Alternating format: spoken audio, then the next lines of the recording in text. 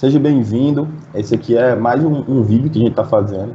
Meu nome é Islardi Rocha, eu sou um agente local de inovação do Sebrae RN e eu vou conversar um pouquinho aqui com vocês sobre o Job to be Done, também conhecido como a teoria do progresso, né? Então, hoje a gente vai conversar aqui sobre como descobrir esse progresso que os clientes tanto desejam a se relacionar com o seu negócio, né? Então, como eu falei, né, meu nome é Islardi Rocha, bem incomum, vou colocar assim, né? Mas eu sou mestre em Ciência, Tecnologia e Inovação pela UFRN, sou bacharel em Design pela UFPB, né? E hoje eu acredito bastante no design e na inovação como agentes transformadores da sociedade. Eu realmente acho que a gente pode alcançar grandes objetivos e de fato, transformar a sociedade que a gente vive por meio da inovação e do design, né, para guiar todo esse processo. Mas aí, falando um pouquinho já do assunto, de fato, que a gente está aqui para conversar, né, que é o Job to be Done, eu queria explicar para vocês basicamente o que é, né? Como eu falei, é conhecido como a teoria do progresso, né?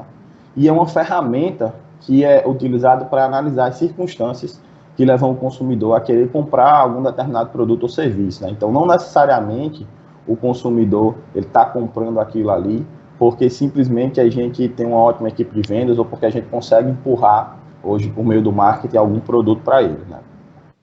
Outro ponto bem interessante, né, dessa ferramenta é que, na maioria das vezes, não adianta perguntar às pessoas o que elas querem, né? Acho que acredito que até o Steve Jobs tem uma frase do tipo, até o Henry Ford, né, o Henry Ford tem uma frase do tipo, e é bem interessante porque isso é algo que a gente já conhece bastante, mas muitas vezes a gente não aplica no nosso negócio, né? Principalmente no universo de micro e pequenos negócios, na maioria das vezes a gente tende a acreditar que a inovação é algo muito distante. E não é, né? Nós podemos usar diversas ferramentas para nos tornar mais próximos da inovação e levar a inovação para os nossos clientes, né? E esse aqui é só mais uma das ferramentas que a gente pode utilizar. Inclusive, nós do programa ALI, né, que é o Programa Agentes Locais de Inovação, fazemos uso dela, mas hoje eu vou mostrar até mesmo uma abordagem diferente do que a gente utiliza no programa para vocês. Então, antes de tudo, né, a teoria do progresso, né, o Job to be Done, ele foi, de fato, esse termo foi popularizado pelo professor de Harvard, né, da Escola de Negócios de Harvard, o Clayton Christensen, né, acredito que seja assim que se pronuncia, mas é um termo que foi se popularizando junto com a empresa que ele possui, que é a InnoDesign. Então, ele levava inovação por meio de consultorias focadas na sustentabilidade de negócios, não necessariamente sustentabilidade ambiental, mas sustentabilidade de negócios, né? Então, a teoria do progresso, ela prega que o cliente ele faz uso de um produto ou de um serviço porque ele busca o progresso que ele entrega, não necessariamente o produto que ele faz, mas o progresso que você vai conseguir alcançar por meio desse produto ou serviço. Então, como eu falei, né, existe uma frase do Theodore Levy que ele diz o seguinte: as pessoas não querem uma broca de 1/4 de polegada, né? Eles querem um furo de 1/4 de polegada. Então, isso aqui mostra necessariamente o que a gente estava falando. Não necessariamente eu quero fazer uso de um produto por causa dele, né, por causa do que ele faz, mas por causa do progresso que ele me faz chegar. Então, um exemplo bem interessante, se a gente for citar aqui, são os smartphones, né? A gente vive numa sociedade em que tudo muda muito rápido e os smartphones estão evoluindo cada vez mais, mas hoje a gente já pode comparar que eles estão quase basicamente no mesmo nível de tecnologia. O que vai mudar basicamente é o progresso que eles entregam para o cliente. Então, hoje, se a gente pegar smartphones como o da Apple, os iPhones, muitas pessoas fazem uso desse smartphone não só pelo que ele faz em si, mas pelo progresso que ele entrega. Então, pelo posicionamento da marca da Apple, você não tem um smartphone, você possui um iPhone, né? Então, esse progresso é o que a gente deseja. Hoje, a gente também pode citar o exemplo da Netflix, né? A Netflix não é simplesmente assistir TV, como os diversos canais de televisão que a gente tinha antes, né? Mas a Netflix está entregando entretenimento de qualidade. Então, hoje eu posso muito bem me divertir sem, inclusive, usar a televisão. Eu posso me divertir por meio da Netflix usando meu celular, vendo pela tela do celular. Então, é esse progresso que a gente precisa entender que um pequeno negócio também pode entregar para o cliente de vocês. Ou seja, as pessoas desejam, de fato, esse progresso que elas vão alcançar por meio do seu produto. E aqui é um ponto bem interessante, porque a gente passa a entender que meu produto não é meu ponto final de relacionamento com o cliente. A partir do momento que eu vendo o meu produto, que eu vendo o meu serviço, ali não é o ponto final do meu relacionamento com o cliente. De fato, ele vai fazer uso do meu produto ou do meu serviço para chegar em outro local, em outro momento da vida dessa pessoa. Então, a gente precisa entender que eu, de fato, vou me relacionar com o meu consumidor antes dele comprar, durante essa compra e pós esse momento de compra, né? E meu produto em si, ele vai auxiliar nesse progresso que ele deseja. Então, meu produto, ele precisa, de fato, entregar algo que seja desejável pelo meu consumidor, não simplesmente barato ou acessível também, mas ele realmente precisa atender essas expectativas. Né? A gente sabe que a gente trabalha com expectativas, quando eu crio uma expectativa para poder adquirir algum produto ou algum serviço. Então, a gente precisa entender que, como eu tinha falado anteriormente, né, não é simplesmente porque minha equipe de marketing é muito boa e consegue empurrar, né, o produto para o meu cliente, ou simplesmente porque ele é muito barato, ou porque ele está na moda. Não são só essas características que fazem com que um consumidor ele venha a consumir de fato o seu produto ou o seu serviço, né? A gente vai consumir produtos ou serviço porque nós queremos um progresso que esse produto ele consegue nos levar, né? Ele vai ser uma ponte entre a gente e esse progresso que a gente alcança. Então, o primeiro ponto que eu gostaria até de colocar aqui é pedir para que você fizesse o exercício de se colocar no lugar do seu cliente. Então, qual é o progresso de fato que seu cliente deseja se relacionar com o seu negócio? Então, aqui, inclusive, a gente vai falar um pouquinho como é que isso pode acontecer na prática. Daqui a pouco eu vou mostrar algumas dicas para vocês, mas um ponto extremamente importante que a gente precisa entender, principalmente quando a gente fala de inovação, e em especial da teoria do progresso, é que nosso foco, na maioria das vezes, está no produto. Né? Nosso foco como empresário, nosso foco como desenvolvedor, né? Pessoas que estão à frente da linha de inovação, na maioria das vezes a gente está muito focado no produto ou no serviço que a gente quer entregar, na tecnologia que vai fazer aquilo tudo funcionar, e nós terminamos esquecendo das pessoas, né? Até mesmo por citar muitas vezes que eles são clientes, a gente termina esquecendo que esse cliente é uma pessoa. E quando a gente fala da teoria do progresso, a gente precisa ter em mente que nosso foco necessariamente precisa estar nas pessoas, porque são delas que a gente vai conseguir compreender qual é o progresso que elas desejam e como é que eu posso auxiliá-las a chegar nesse progresso. Seja por meio do produto que eu vendo, seja por meio de um novo produto, seja por meio de um serviço, né?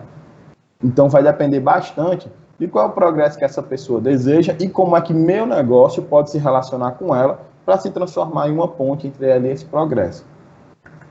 E para que a gente entenda de fato a teoria do progresso, a gente precisa entender que um produto ou serviço ele possui tarefas, né? Então ele vai executar diversas tarefas, mas na teoria do progresso, no Job to be Done, né, a gente costuma entender que existem tarefas funcionais que basicamente são de fato as tarefas que o produto executa, né? O que é que esse produto ou serviço faz, como é o que é que ele entrega ali quando o consumidor interage fisicamente com ele, certo? Então essas são as tarefas funcionais. Mas também existem outros tipos de tarefas. Essa tarefa funcional é que a gente mais está acostumado a conhecer e é o que a gente tá mais vivencia constantemente, na maioria das vezes é que a gente mais foca. Todavia, existem também as tarefas emocionais que nós precisamos nos perguntar, né? Como é que essas pessoas se sentem ao fazer uso do nosso produto ou do nosso serviço? Então, como é que, de fato, meu produto interage no âmbito dos sentimentos dessa pessoa, né? O que é que ela sente ao usar meu produto? Como é que ela sente após usar, inclusive? E isso é uma pergunta que raramente a gente se faz. Será que as pessoas ficam apreensivas ao utilizar meu produto ou meu serviço? Será que elas ficam felizes? Eu quero que elas fiquem felizes, eu quero que elas realmente fiquem apreensivas. Então, isso tudo eu também preciso ter em mente e compreender para que eu possa até mesmo trabalhar essa jornada do cliente com a minha empresa. E outro ponto extremamente importante, que era o caso que a gente estava, inclusive, conversando agora há pouco sobre os iPhones, né, são as tarefas sociais, né? Então, como é que as pessoas são reconhecidas ao usarem esse tipo de produto ou serviço? A gente precisa também entender que rótulo o meu produto agrega para aquela pessoa que vai fazer uso dele. Então, isso aqui é basicamente a anatomia do progresso do cliente, né? A gente precisa entender que existem esses três aspectos quando o cliente ele se relaciona com o nosso produto ou o nosso serviço. Mas, de fato, como é que eu posso fazer uso disso no meu negócio? Como é que isso se aplica na prática, né? Como é que a gente pode realmente parar para planejar, fazer uso do Job to be Done, né? Entender qual é o progresso do meu cliente no meu pequeno negócio. Como eu tinha falado antes, na maioria das vezes, né, a gente tende a entender que inovação é coisa de grandes empresas, de grandes corporações, e que no pequeno negócio isso vai ser extremamente complicado. E, na verdade, não é. Isso é mais um mito da inovação, que a gente quebra logo por aqui. Hoje, o Ali, inclusive, aqui no estado do Rio Grande do Norte, nós estamos atendendo 100 empresas, 100 micro e pequenas empresas, né, e estamos conseguindo levar a inovação para isso tudo. E aí a gente precisa entender também que a inovação não é necessariamente fazer alguma coisa nova que nunca foi feito antes. Não. A inovação é fazer algo novo no seu negócio, algo que o seu negócio nunca fez, né? Isso é um dos tipos de inovação. Obviamente, criar algo que nunca foi feito antes também é inovação, né? É inovação disruptiva, inovação radical. Mas hoje a gente está falando de inovações incrementais, ou seja, qualquer mudança que realmente gere alguma receita significativa para o seu negócio também é inovação, né? Então aqui eu vou compartilhar com vocês agora um pequeno passo a passo para que a gente possa fazer uso da teoria do progresso, né? Então, o primeiro passo é que a gente pode, inclusive, começar definindo qual é o produto ou o serviço que a gente quer trabalhar hoje no seu negócio. Hoje, Eduardo, hoje tem um produto no meu negócio que ele não está saindo. Eu sei que meu produto é bom, mas as pessoas não costumam comprá-lo, né? E eu não sei o porquê. Então, esse pode ser um bom produto para a gente trabalhar. E aí, um ponto bem interessante, né? Nós podemos hoje abordar esse momento inicial de duas formas. Ou na ótica das pessoas, nos colocando no lugar do cliente e tentando entender quais são os problemas que o cliente enfrenta hoje para se relacionar com o meu negócio, ou já na ótica do negócio a gente pode definir um produto ou um serviço e trabalhar nesse ponto. Inclusive nós no Ali, no programa Agentes Locais de Inovação, nós trabalhamos na ótica das pessoas, né? Mas aqui eu trouxe essa dica para vocês porque na maioria das vezes pode ser que você já tenha facilmente em mente aquele produto que está lá na sua prateleira, que você não consegue ter saída dele e você acredita nesse produto, né? Então, o primeiro ponto é você definir qual seria esse produto ou esse serviço a ser trabalhado. Em seguida, nós precisamos entender quais são as tarefas que esse produto executa. Lembra que eu falei anteriormente, né? A questão do funcional, do emocional e do social. Então, nós precisamos descobrir como é que esse produto ele interage, né, com as pessoas, não só clientes, mas pessoas. Precisamos, de fato, lembrar que são pessoas que estão ali por trás, vão fazer uso desse produto e interagir com o nosso negócio, né? Após a gente descobrir essas tarefas, a gente vai conseguir entender quais são esses progressos que o cliente deseja. A partir do momento que eu faço o cruzamento desses dados, né, da tarefa funcional, da emocional e da social, a gente consegue entender que o progresso do cliente não é simplesmente usar meu produto, mas ele usa ele para chegar em um outro ponto da vida dele, né? Então, o terceiro momento seria justamente a gente segmentar esses progressos, esses jobs descobertos, né? E aí o ponto-chave disso tudo, a partir do momento que a gente conseguir separar, segmentar todos esses progressos que o cliente da gente deseja, a gente vai precisar priorizar os que podem aumentar nossas vendas. Afinal de contas, a gente quer resultado, né? A gente, de fato, acredita que a inovação, ela gera ganhos para o seu negócio. Então, a gente vai priorizar aqueles que realmente podem aumentar as vendas, né? Maximizar os ganhos da sua empresa, né?